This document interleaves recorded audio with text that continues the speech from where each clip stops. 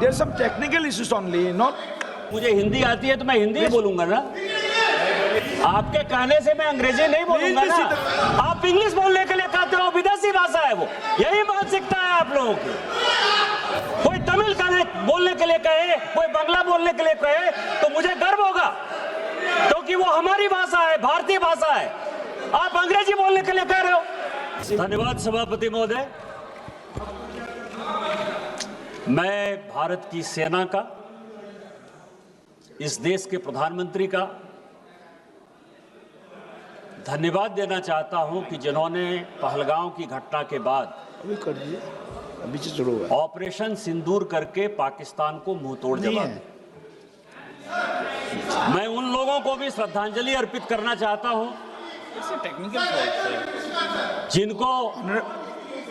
जिनको धर्म के नाम पर Honorable member, please sit down. We are working निहत्थे on लोगों it. को There's some technical issues only, not.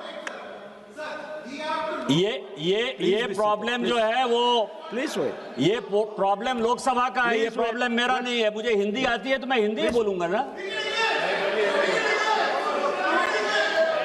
आपके कहने से मैं अंग्रेजी नहीं बोलूंगा Please be seated, member. ना। Please और be अंग्रेजी विदेशी भाषा है।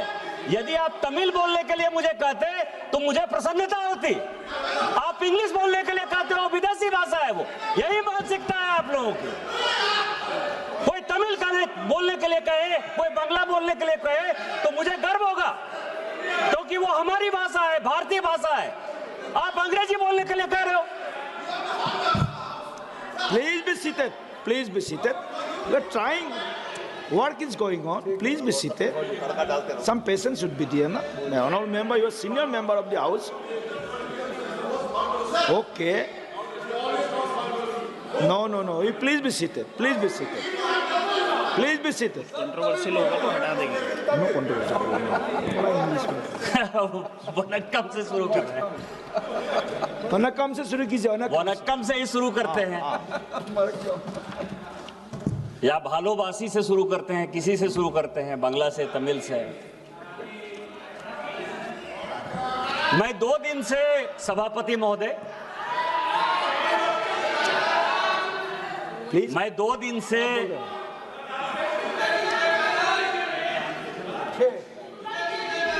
अरे मैं तो वही बोल रहा हूँ, थोड़ा सा patience please. Some technical issues is there, so working on it. Please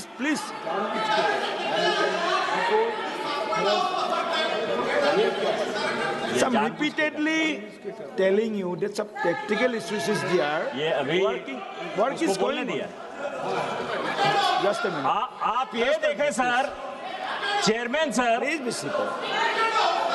chairman sir, अभी 30 मिनट तक, इस 30 मिनट तक बंगाली में भाषण होता रहा। किसी भी तमिलनाडु के सांसद ने इतना चिल्लाकर बात नहीं किया। उनको हिंदी से क्या प्रॉब्लम है सर? हमको तमिल से प्रॉब्लम नहीं। तमिल महान भाषा है, हम तमिल का रिगार्ड करते हैं, आदर करते हैं, सम्मान करते हैं। उनको हिंदी से क्या प्रॉब्लम है सर? और यही कांग्रेस की मानसिकता है, यही कांग्रेस के सभी सहयोगी पार्टियों की मानसिकता है। तमिल में उनको नॉर्थ इंडियन से प्रॉब्लम है सर। जानबूझकर कर रहे हैं। हिंदी बोलना इस देश में गुनाह हो गया सर। और एक दिन ऐसा होगा कि पूरा का पूरा देश जो है वो इंग्लैंड हो जाएगा, अंग्रेजों के गुलाम हो जाएंगे सर।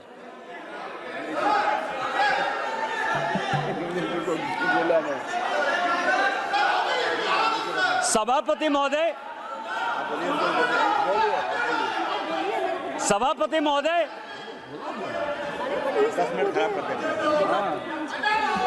मेरा समय बर्बाद हो रहा है सर, मेरा समय बर्बाद हो रहा है और वो समय इंक्लूड होगा इसमें सर।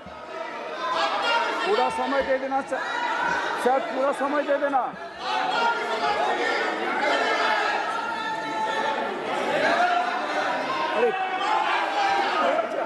आवाज नहीं आ रही है, मेरी भी आवाज नहीं आ रही है। नहीं, मेरी आवाज आ रही है।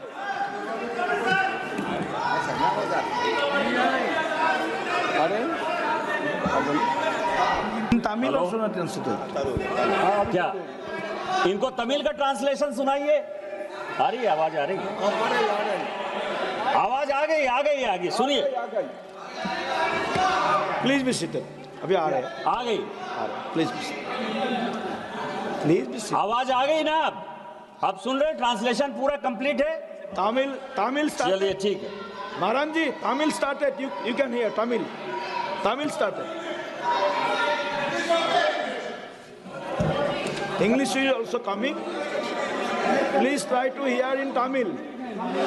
Tamil is the oldest language. Tamil is a pride of India. Tamil is the oldest language of India. Please listen. Tamil, please listen. Tamil. सभापति महोदय, Please be seated. Please be seated. सभापति महोदय, अभी कांग्रेस की महासचिव और सांसद प्रियंका जी काफी कुछ बोलकर गई और उन्होंने कहा कि इतिहास से कोई मतलब नहीं है, वर्तमान में जी। जो व्यक्ति, जो देश, जो समाज इतिहास को भूलता है वो अपने आप को मिट्टी में मिला लेता है। इतिहास से सीखना चाहिए, वर्तमान में जीना चाहिए। और इस पार्लियामेंट में और इस देश में जिन दो चीजों पर बात होती है सभापति महोदय, हम लोग किस चीज पर चर्चा करते हैं? हम लोग या तो कश्मीर पर चर्चा करते हैं या चीन पर चर्चा करते हैं। इन्हीं दो चीजों पर चर्चा करते हैं। और प्रियंका गांधी और राहुल गांधी जी को लगता है कि नेहरू जी पर उनका एक स्टाम्प है। नेहरू जी आपके नाना हो सकते हैं, दादा हो सकते हैं, इस देश के वो पहले प्रधानमंत्री थे और उनके किए हुए कारनामे पर प्रश्न उठाने का मुझे पूरा अधिकार है। आपकी कोई गारंटी नहीं है, आपकी कोई यूएसपी नहीं है, वो इस देश के प्रधानमंत्री हैं। और यदि लम्हों ने खता की, सदियों ने सजा पाई, तो हम जो सजा पा रहे हैं उसके बारे में प्रश्न उठाने का मुझे पूरा अधिकार है। एक किताब है सर जो नेहरू जी ने खुद लिखी और इस समाज को, इस देश को जानने का अधिकार है। उन्होंने लिखा, उनकी किताब है glimpses of world history. Chair पे आना है 4 बजे से। और वही कांग्रेस की मानसिकता और विपक्षी पार्टियों की मानसिकता वहीं से निकलती है। ग्लिम्सेस ऑफ वर्ल्ड हिस्ट्री में सभापति महोदय, नेहरू जी ने लिखा कि मोहम्मद गजनी जिसको गजनी और गोरी जिसको कि हम लुटेरा मानते हैं, जो आज का टेररिस्ट जिसको कहते हैं, वो उस जमाने का टेररिस्ट हुआ करता था, उसको वो कहते हैं कि वो वॉरियर था। उसको वो कहते हैं कि वो केवल अपने अंपायर को एक्सपेंड करने के लिए आया था और उसने हिंदुओं पर कोई जुल्म नहीं किया। ये ग्लिम्सेस ऑफ वर्ल्ड हिस्ट्री में खुद मिस्टर नेहरू लिखते हैं। और यही आज की मानसिकता है। और दूसरी मानसिकता जिसमें कि नेहरू जी के किए हुए कामों पर ये परिवार क्वेश्चन उठाता है। मैं आपको बताऊं कि पाकिस्तान, जिसको कि माननीय गृह मंत्री जी ने बोला, मैं उसको आगे बढ़ाना चाहता हूं कि आखिर पाकिस्तान क्यों बना। और ये मैं सभी को बताना चाहता हूं कि पाकिस्तान क्यों बना। पाकिस्तान दो लोगों ने बनवाया, एक का नाम था मिस्टर जिन्ना, दूसरा का नाम था लियाकत अली। जब 1946 में, जब 1946 में लियाकत अली इस देश का कट्टर नागरिक होना चाहता था। लियाकत अली वेस्टर्न उत्तर प्रदेश का था और वो यहीं बैठकर राजनीति करना चाहता था। 1946 में जब संविधान सरकार बनी, मिस्टर नेहरू ने और लियाकत ने अपनी आत्मकथा में लिखा है कि नेहरू ने अपनी बहन विजय लक्ष्मी पंडित को 1946 में जब मॉस्को का राजदूत बनाया, उस चीज से लियाकत इतना दुखी हुआ, परिवारवाद से इतना दुखी हुआ कि उसने उसी दिन डिसाइड कर लिया कि जिस दिन भारत का पार्टीशन होगा मैं पाकिस्तान चला जाऊंगा, और पाकिस्तान और हिंदुस्तान का बंटवारा हो गया। वही परिवारवाद आज कांग्रेस को यहां तक ले आई है सर, इस देश को यहां तक ले आई है। अब मैं आपको बता रहा हूं कि हम लोग कश्मीर पर बात करते हैं, 370 पर बात करते हैं। प्लीज बैठिए, प्लीज बैठिए। प्लीज बी सीटेड, प्लीज माननीय सदस्य बैठिए, मैं डोंट कर, प्लीज सुनिए इनको। सर ये कांग्रेसियों की आदत है, ये मुझे बोलने नहीं देते। ज्यादा सुनना पड़ेगा फिर। मैं सुनना आपको पड़ेगा। बताऊं सर, अभी पूरा डेलीगेशन, हम लोग 7 डेलीगेशन गए, संजोग से मैं भी उस डेलीगेशन का पार्ट रहा। हमने ये कहा सभापति महोदय कि 370 जो है वो विशेष तौर पर ऐसी परिस्थिति में लगाया गया जिसके लिए वो हकदार नहीं था। इसकी कहानी समझिए सर कि आखिर 370 क्यों लगा और ये कश्मीर का प्रॉब्लम क्यों है जिसके कारण कि पूरे देश में लड़ाई है। जब 1942 में भारत छोड़ो आंदोलन हुआ, पूरे देश की जनता भारत छोड़ो आंदोलन कर रही थी। हम अंग्रेजों भारत छोड़ो का आंदोलन कर रहे थे। कश्मीर एक ऐसा जगह था सभापति महोदय कि वहां शेख अब्दुल्ला साहब राजा कश्मीर छोड़ो का आंदोलन चला रहा था। ये ऐसा यदि करेंगे सर तो कभी भी कांग्रेस वाले नहीं बोल पाएंगे। ये जो रनिंग कमेंट्री है ना सर, ये जो वर्षा गायकवाड़ है, अब आप समझिए कि इसको इतना भी नहीं पता है कि लॉबी में कोई चलता है तो हंसी मजाक होता है, न्यूज बनाती है, इतना भी नहीं पता है। आप ये समझे सभापति महोदय, मैं आना चाहता हूं विषय पर कि जब शेख अब्दुल्ला का राजा भारत छोड़ो आंदोलन चल रहा था तो जिन्ना बहुत तेज थे।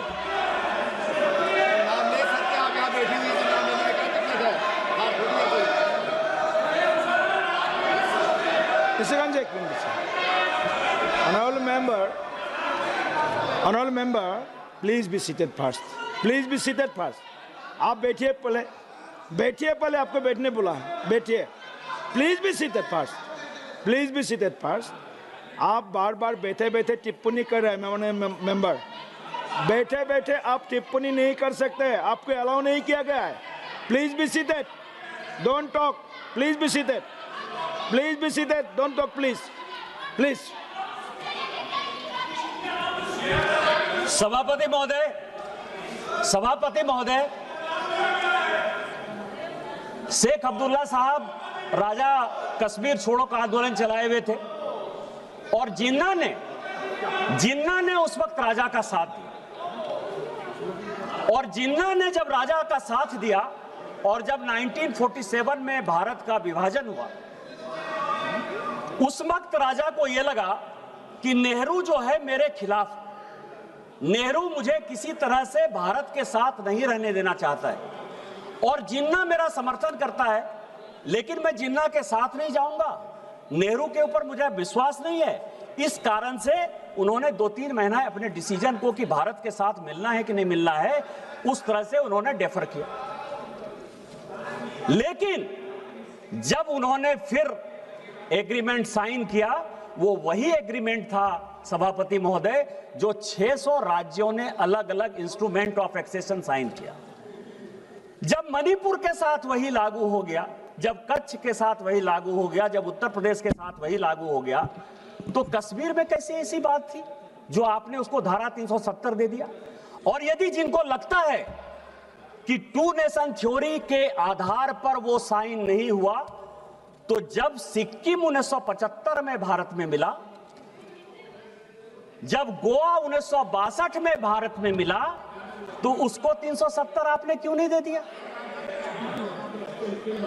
आज जो ये कश्मीर के हालात हैं, उस हालात के पीछे यदि नेहरू गांधी परिवार जिम्मेवार है तो हम जिम्मेवार नेहरू जी को ठहराएंगे या नहीं ठहराएंगे? इसमें प्रियंका गांधी और राहुल गांधी को परेशानी क्या है? ये आप कह रहे हो, मैं आपको दूसरी बात कर रहा हूं। चाइना की बहुत बात, जितने अखिलेश यादव जी बोले चाइना के बारे में बोले, कनिमोझी जी चाइना के बारे में बोली, सुप्रिया जी चाइना के बारे में बोली, जितने अपोजिशन के आदमी हैं सब चाइना के बारे में बोल रहे हैं। सुप्रिया जी ने बोला, नहीं बोला, मना कर दिया।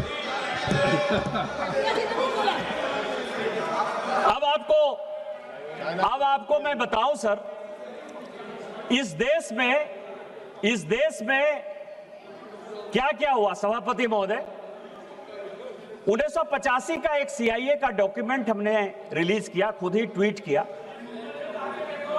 और उसने ये कहा कि कांग्रेस पार्टी के 40% सांसद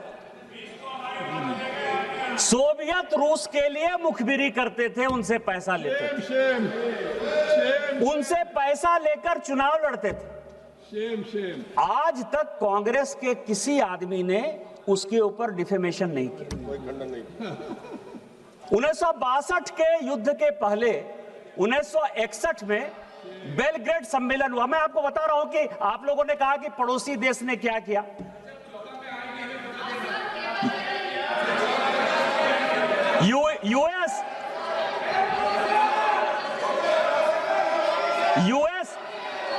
यूएस और अमेरिका, यूएस और अमेरिका के पहले 1961 में नेहरू जी ने कहा तिब्बत देने के बाद, और मैं तिब्बत पर भी आना चाहूंगा सर कि तिब्बत है क्या। तिब्बत 1886 में भारत का, नेपाल का और तिब्बत का एक समझौता हुआ। आपको पता है कि तिब्बत जो है नेपाल को एक हर्जाना दिया करता था प्रत्येक साल 1954 तक। वो कभी भी चाइना का पार्ट नहीं था, नेपाल का हिस्सा हुआ करता था तिब्बत, और इसी नेहरू की गलती के कारण तिब्बत चला गया। आज चाइना हमारे माथे पर खड़ा है।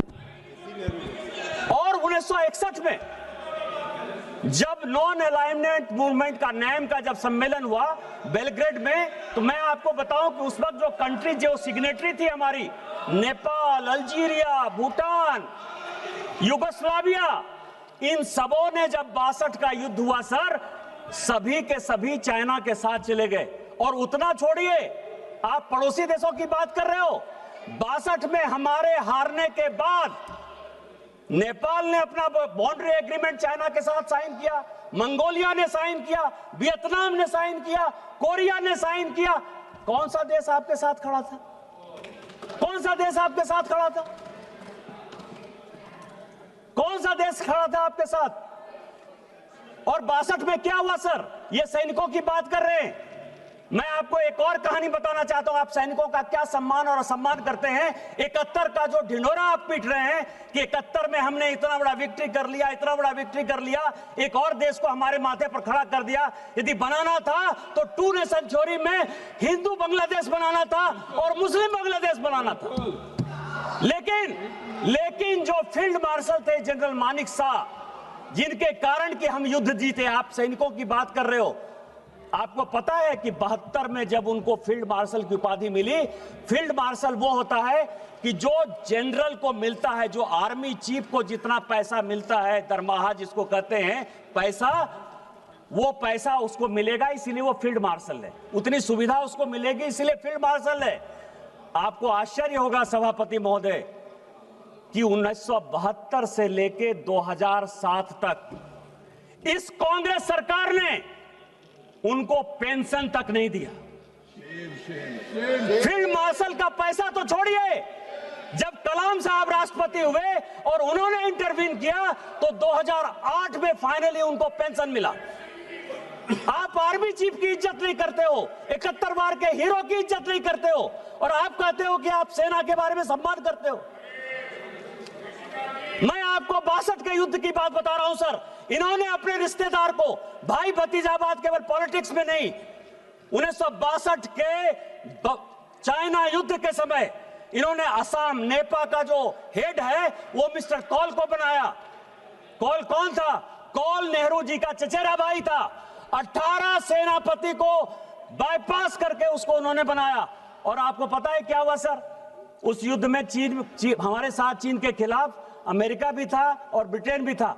लेकिन आपको आश्चर्य लगेगा सर कि जो आकाशवाणी में जब नेहरू जी ने अनाउंस किया कि आसाम हमारे हाथ से चला गया, तो मिस्टर कॉल जो है भाग कर आ गए सर, और यहाँ रिसर्च रेफरल अस्पताल है धौला कुआं का, यहाँ जो है वो भर्ती हो गए अस्पताल में। आप किस तरह की बात कर रहे हो? उन्होंने अपनी किताब में लिखा सर, अनटोल्ड स्टोरी में, अनटोल्ड स्टोरी में लिखा, उसी मिस्टर बीएल कौल ने लिखा कि इंडियन एयरफोर्स यदि हमारा साथ देती तो शायद हम बच सकते थे, लेकिन नेहरू ने एयरफोर्स का जो है कोई भी उपयोग नहीं किया, जिसके कारण कि भारत के, उन्होंने अपने स्टोरी में लिखा। और इसके बाद में एक और कहानी बताना चाहता हूं सर, जो अनटोल्ड स्टोरी में हुआ कि एक आर्मी चीफ ने रिटायर्ड आर्मी चीफ ने, गिरिराज जी ये बड़ा महत्वपूर्ण है, जयंती शिपिंग कंपनी बनाई सर। उस वक्त 1000 करोड़ का बैंक लोन ले लिया जयंती शिपिंग ने। उसको जो है उस तेजा ने, रवि तेजा जिसका कंपनी का नाम था, उसने लंदन में मकान लिया। और आपको पता है मधुलिमिया जी ने इसी हाउस में कहा सभापति महोदय कि तेजा साहब जो है राजीव गांधी का और संजय गांधी का रहने का खर्चा और पूरे पढ़ाई का खर्चा वो जयंती शिपिंग का मालिक तेजा देता था। इस तरह की बातें कर रहे हो आप, हमसे एयरक्राफ्ट का हिसाब लेते हो। 62 के युद्ध में, 65 के युद्ध में, 71 के युद्ध में कितने एयरक्राफ्ट गिरे ये आपको पता है। ये पार्लियामेंट में आज तक डिस्कस नहीं हुआ, हमने इसका कभी हिसाब नहीं मांगा। आईएमएफ का लोन 1948 से लेके 2010 तक, यदि मुझे बताओगे तो मैं ये बताऊंगा कि पाकिस्तान को 1948 से लेके 2010 तक आईएमएफ और वर्ल्ड बैंक लोन देता रहा। आपने एक बार भी उसके ऊपर क्वेश्चन नहीं किया। लेकिन हमने जो है, जब अभी ऑपरेशन सिंदूर के बाद आईएमएफ और वर्ल्ड बैंक लोन लेना चाहती थी, हमने विरोध किया। भारत ने पहली बार विरोध किया। आप सुनना चाहते हो, 65 के युद्ध में 45 एयरक्राफ्ट आपने लूज किया। 1971 के युद्ध में 71 एयरक्राफ्ट आपने लूज किया। आपसे कभी किसी ने हिसाब पूछा? हम देशभक्त नागरिक हैं। भारतीय जनता पार्टी का जन्म ही उसी से हुआ है। श्यामा प्रसाद मुखर्जी जी ने इस कश्मीर को बचाने के लिए अपना बलिदान दिया है। माननीय नरेंद्र मोदी जी ने 1952, 93 में झंडा फहराने के लिए अपने जान की परवाह नहीं की। हमारे लिए एक एक नागरिक महत्वपूर्ण है। आतंकवादी को मिट्टी में मिलाएंगे, पाकिस्तान ऑक्युपाइड कश्मीर को भारत का अंग बनाएंगे। यही हमारा संकल्प है, यही हमारा न्यू नॉर्मल है। और जिस दिन ये बनेगा उस दिन भारत एक होगा। आपने मुझे मौका दिया, इन्हीं शब्दों के साथ जय हिंद जय भारत। बहुत बहुत धन्यवाद।